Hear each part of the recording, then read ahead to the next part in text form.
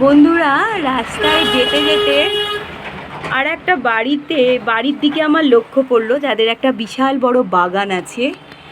দেখো, আমি গেটের বাইরে থেকে ভিডিওটা করছি, বাড়িতে ভেতরে ঢুকতে পারছি না। তো বেলগাছটা আমি দেখাচ্ছি।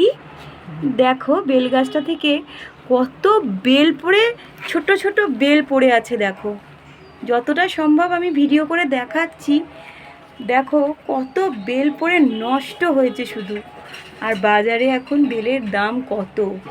এগুলো ধরো সবুজ, ছোট ছোট বেল, সবুজ বেল এগুলো। দেখো, অদ্ভুত না?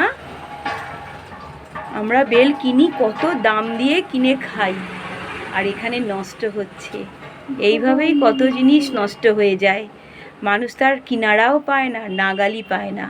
তাই চাষিরা তাদের চাষ করা জিনিস ঠিকমতো দামই পায় না। দেখো, যদি জল আসে কলে জল